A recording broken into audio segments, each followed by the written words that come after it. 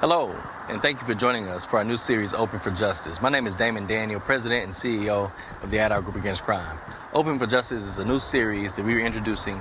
It's going to feature unsolved homicides as well as missing persons. You're going to hear from case detectives as well as family members of those who've gone missing, as well as those who have cases that are unsolved.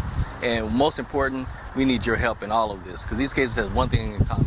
They're still open for justice. There's key information that we're looking for and that you can help. So keep tuning in and keep sharing these videos with your family, friends, and loved ones as well. Thank you so much for tuning in. Thank you. Alexis Vega. Yes, I was investigating the homicide of Donald McDaniels. This investigation started on December 5th, 2021 at 11:49 in the morning. Officers were dispatched 54th Street and Olive on a reported shooting. Upon arrival, located a male in the grass next to the street. When officers arrived, they began doing life-saving measures until he was ultimately transported to the hospital by EMS. Once at the hospital, Donald succumbed to his injuries. This happened in a residential neighborhood, and a lot of the neighbors do have doorbell cameras. We were able to obtain some of that footage. Unfortunately, a lot of people have their doorbell cameras to where they only cover a certain area, so unfortunately there was not a lot of video surveillance, but there was some. What was Donald like as a person? Donald was someone that really, really liked to laugh. He really enjoyed being around his family, and Donald loved to eat.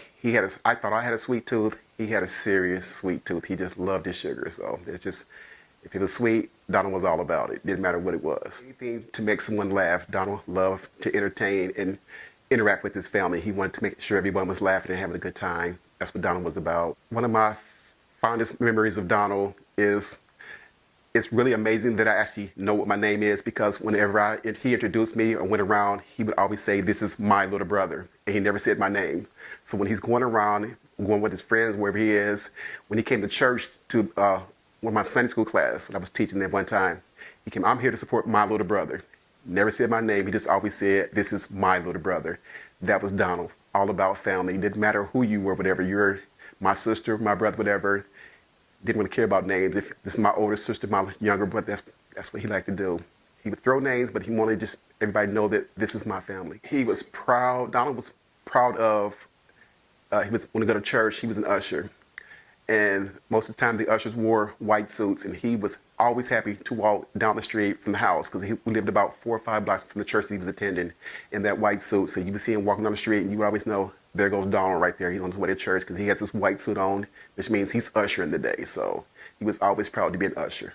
When you lose someone, if they go of natural causes, that's one thing. But to be taken from you, that just hits at a whole nother level. I still talk to Donald's daughter, and she just had a baby, so there's a granddaughter that he will never meet. But she had me laughing so hard when she would say that Donald would be downstairs arguing with a 2-year-old. Didn't matter what it was about. They're just having this full argument like this. And then you told me, no, it could be about the Chiefs, ain't like that. But it was his family. He got to interact with that. Donald wanted to make sure his opinion was being stated and he was being heard. So I used to always laugh at that story. He's arguing with a 2- and 3-year-old why he can't do something. I'm like, wow. Guns don't solve anything. Whatever happened to try to communicate first. We're so quick to be dismissive. Conversation's free. Why can't we just talk? This is senseless for no reason. Like I said, losing somebody of natural causes is hard enough. When they're taken by a violent means, it takes it to a whole nother level. And that pain, I won't say that it hurts deeper, but it hits different. So what, can we just take the time to, let's just talk. Can we just talk? That's all I want to do. I want to just talk. If somebody knows something, now's the time to talk. It's important for us to close all of our cases. I mean, we recognize that the victims of these homicides are people. They're not just statistics. So they have loved ones that, want to, get justice for the victims. And not only that, but with the crime in Kansas City, if we're not solving these cases, then the murderers are still out there. And for the safety of our own city, we want to be able to solve these homicides to get the killers off the street. Our message is, talk to your kids, talk to your young adults about gun violence. Let them know that guns are not the answer. There are better ways to settle disputes, especially when it comes, to people in the streets. we don't have to use guns to solve every issue. So, I mean, there are better ways to go about it. And, if you need help trying to resolve an issue, take it to somebody else that, maybe older or more experienced that may be able to help you. But, guns is not the answer, and, it never really is. If you have any information about the case, you can call our main homicide number. It's 816-234-5043, and ask for the 1020 Homicide Squad, and would be able to follow up with any tips or any information anybody's able to provide. Or you can also contact the tip. Hello, and thank you for watching our series, Open for Justice. You've just heard from the case detective as well as the brother of Donald McDaniel. Donald was shot in broad daylight. Someone may have seen something or heard something. Please share what you know so that justice can be served. If you listened to the video, you heard Donald's brother talk about him being sort of the life of the party, someone who loved to eat, someone who was involved in church and things like that, and involved in this community as well. Let's help this family get justice that they deserve. Our number is 816-753-1111. That's 816-753-1111.